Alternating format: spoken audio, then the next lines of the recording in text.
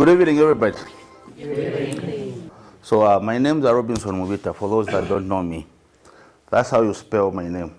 Some people call me Robinson. It's Robinson. I'd want to thank you, management, for inviting S.H.E to present the activities that we do in our department. It's very important because some of our departments don't understand really what happens in the S.H.E. So this is a very best opportunity that everybody should do. Now know what really happens, what is S.H.E and what it does, okay? And how we coordinate together with the other departments. We will take you through the introduction, then we'll have to learn the keywords. Then I'll also take you through on the S.H.E policy, which connects the operations of CCS and the functions of S.H.E together and how the policy was established. Then we're also going to learn on the hazards, common hazards. There are a lot of hazards that you can find in the plant, but we just go through only the basics hazards that are very common that we all know and we have to be aware of. Then we also learn on safety sections from 5 to 7. These are operations of the S.H.E. Then from 8, we will learn now how the system of S.H.E coordinates with the other departments. These are the forms that we use. At the end of the presentation, we will now understand what is the vision of the S.H.E in CCS. That we also discuss. What is S.H.E? S.H.E simply means safety, health, and environment. And in safety, health, and environment, we have 5 sections. These 2, why they are not mentioned in S.H.E, because they fall under safety. Safety manages the fire and first aid. What is the role of S.H.E? So what S.H.E really does, it implements the roles, regulations for safety and health of CCS employees and manages the environmental pollutions. Okay, so where do we get these regulations and rules? On top, you identify these logos and you might be wondering to like, what does this mean? These are government institutions that creates regulations, laws, not only mine sectors in Zambia, but even other factories, other companies. They have to also comply to the regulations and laws that these institutions formulate. Who can tell me what these lines mean? Yeah, Miss Fine, let's clap for her. Yeah, it's Victoria for us. Where are they standing? Okay, let me explain to you. A man and a woman, they represent one Zambia, one nation. We need to work together. And the eagle is the freedom of our nation. You see there's a hoe and the axe there, and the pick. These are tools for a farmer and a miner. And where they're standing, these are natural resources. The ground for the pick to work and the hoe to work. Mining is under the ground. So together they formulate that symbol. So this institution, it's the Ministry of Mines and Minerals Development. This symbol, there's a sun, there's a tree, and there's a mining operation there. When you see this, it's ZEMA, Zambia Environmental Management Agency.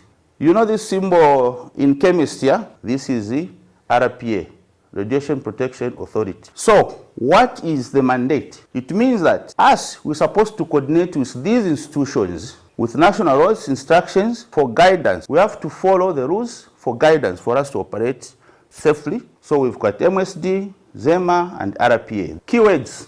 So safety inspection simply means identifying anything that can bring harm either to environment, to property damage, or to an employee. So it's safety, looking for any dangers around the operations. So regulations. For the regulations, these are guidelines. It's standard. Then for laws, it simply means whether you like it or not, you have to do it. So that's the difference. This, you are guided. This, you have to comply. Then safety meetings. Safety meetings, usually, we have them after the inspection so that we can also come up with a corrective action plan. So you see again this word, corrective action plan and control measures may sound to be the same thing, but they're different. Who's responsible? We look at the corrective action plan. Control measures are issues put in place to avoid or to reduce or eliminate or to remove hazards identified in the inspection. Occupation hazards. These are hazards Okay, it's a term used to identify hazards that can cause damage to human or to an employee without an accident. When we talk about risk assessment, after the hazards have been identified, now we want to identify the risk. So the risk assessment is also different from the control measures. The risk is the damage that will be caused or the harm level that will cause an employee. Ambient air. Ambient air is the air that we breathe around. Emissions. Now this is the created air, for example, the smoke that comes from the stacks. Wastewater, this is water that has been used. Proper damage, I'm sure we all know. Unsafe condition. Unsafe condition simply means that where that acid is spilled when the bottle fails, it becomes unsafe condition because it's an hazard now. Accident investigation. Accident investigation simply means getting data from why it happened because it shouldn't happen. Unsafe act is different also from unsafe condition. This is a situation. This is an act. First aid simply means first help or first treatment when somebody gets injured. First action you take. Then license. License is commonly used in our department because this is a document that allows us to do certain things that we do for the purpose of production and operation. Fire extinguisher, this we all know. It's equipment we use to fight fire. Dust suppression, it simply means compressing, putting the dust down. Emergency preparedness. This emergency preparedness simply means you are ready for anything. If there's fire here, you know how to move from this room. You know the procedure. I spoke about the policy. This is the policy, the document. This is how it looks like. The contents might be very small, but they've been summarized here. When CCS came to Zambia and started operation after construction, there were some documents they signed somewhere with the government to agree we are going to operate in Zambia and we are going to obey to the laws and regulations of this nation. That's the policy. It's a commitment. And what are these commitments? One, CCS committed to comply with all applicable national laws, regulations, licenses, and permit conditions as a minimum standard for management of safety, occupation, and environmental aspect of its operations in Zambia. Second, CCS also committed itself. We are going to establish the safety, health, and environmental improvement objectives for every operation and assign responsibility. This is very important for us managers here. Assign responsibility and accountability for occupational and environmental performance and continuous improvement to the managers and supervisors. 3, to ensure that the necessary resources are provided to a safety, occupation, health, and environmental management system to continuously improve our operations, prevent, eliminate, and or control identifiable hazards to minimize work-related injuries, occupational illness, and incidents. So the policy continues. Number 4, CCS also committed itself that it shall ensure that employees' awareness of the policy and legal penalties for violation of the law and regulations and encourage internal and external communications regarding this policy and company safety, occupation, health, and environmental performance. And this is what we are doing, communication. 5, cooperate with all relevant national regulations, agencies, local government, and communities, and enhance environmental protection and stakeholders' confidence at CCS operation. Above all, if the policy is a good thing to do, then we can say safety, occupation, health is everybody's duty and responsibility. To make sure that that policy is complied to, we've put certain activities in place. For example, we conduct safety trainings. We conduct also safety talks. So before you start work, we talk safety. We also do random alcohol screening at workplace on employees, visitors, and contractors, and all equipment, machine, and vehicle operators. Safety continues. So this is one of the activities we do to make sure that the policy is complied. Safety trainings and environmental, we do conduct those ones. We also conduct inspections where we identify poor housekeeping to make sure that the environment is not polluted, the area is no hazards, is clear. We also do accident investigations. Safety continues. So S.H.E department, we also monitor, road traffic rules are monitored. We have to make sure that compliance. So this guy is actually monitoring the speed limit. We also monitor PPE. We don't allow PPE like this in the plant. I continue showing you what we do. On pre-start safety talk I mentioned, we also go on site to start educating our employees.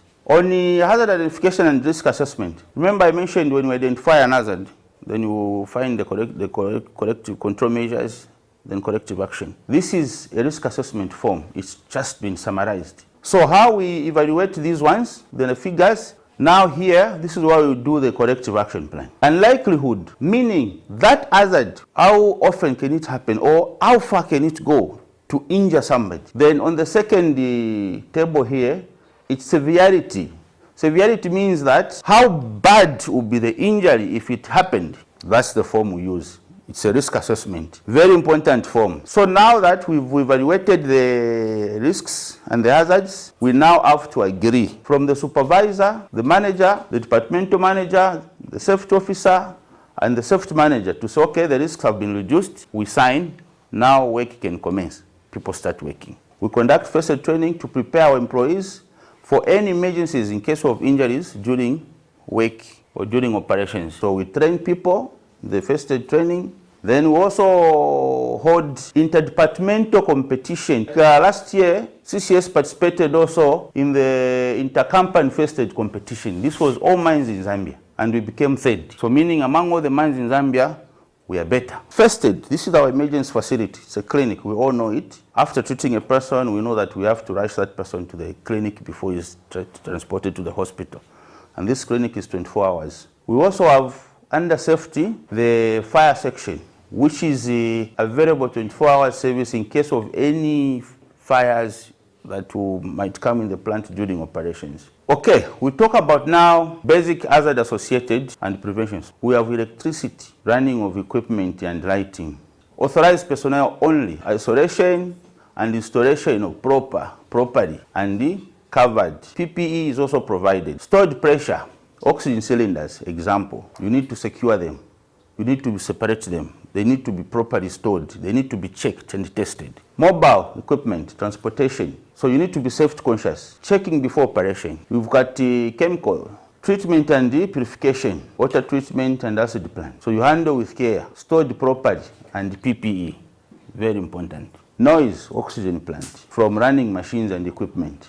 So you keep distance and PPE, cover your ears. Gases, fumes, due to the process and operations, you expect emissions. We monitor the availability and the allowable limit. Apart from that, also it's PPE. Dust, surrounding environment and the concentrates. So it's water suppression, suppress the dust I mentioned. Monitoring the level, limits and PPE. Fire is an hazard as well, we mentioned. So what do? You keep distance if you don't work there. Notify fire brigade, PPE provision where you're supposed to be but there's fire. Above all, basic hazard associated and prevention. What has CCS done to commit itself with that policy? We need to formalize the system of eliminating and controlling the risks by that form, risk assessment. Then the hierarchy of control. How do we control the hazard that should not injure or damage or harm an employee? One, we eliminate or substitution, engineering, administration. Then at the end of the day, it's PPE, which is the last resort.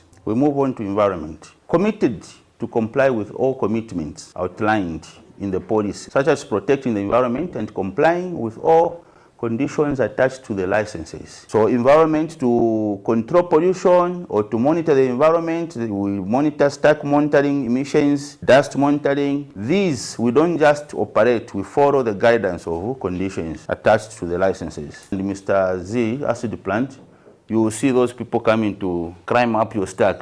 They follow the conditions, trying to monitor the levels of emissions from the stack. This is part of the activities. We are monitoring the stack, the gas. Yeah, we are monitoring the pollution in the air. So on monitoring activities are done according to, like I said, according to the licenses. We have further made progress to engage independent environmental consultants, monitoring our stacks, emissions, and ambient air. What we mean here is that we don't just do it ourselves. To be transparent, so that Zema can see that we're doing the right thing. We've also engaged some independent people from outside. They come with their own equipment and help us to monitor. We also do garbage collection in the plant. We've also engaged a contractor who is helping us to sweep the roads, Mr. Nasinda, we all know him. is the contractor we've engaged to help us clean the garbage and sweep the roads. And we've moved further with the activities of monitoring dust with that equipment. It helps us to monitor the levels and the limits of dust we are emitting in the plant. On occupation health, we do conduct some silicosis examination. We've moved further, we're also doing the spirometry examinations, where you check the functioning of the throat up to the lungs. Audiometric, we also do audiometric examinations, where you take our employees to go and examine their ears. Are they hearing properly or not hearing properly? There are forms that we use to manage our system operate well. So these are the forms I'm going to show you here. This is the hazard identification form. We use it to identify hazards. We also have the proper damage form for proper damage and equipment recovery. We also have company driving penalty point system. This is a form we used for incident, accident, hazard investigation. This is an assessment form. It's called Site-Specific Induction Assessment Form. This is an alcohol test form. This is a training attendance form. For every employee we train. So we're also going to discuss on the way forward, what is S.H.E department doing to improve the system. We're introducing the ISO 45001. This is a new system, and it comes along with the certification. It's an international standard. Very soon, actually next week, some of you managers here, you have to attend the implementation of this program. It's a very, very important program, and we need your help by participating so that we can implement it. We start using a new system. Next year, we're supposed to have a certification. We need to get certification and demonstrate that we comply to health and safety at an international level. That's the way forward. After that, we say, if you know safety, you should know pain. I mean, if there is no safety in your area, expect injuries. Think safety always. I end here. Thank you very much. Thank you for listening.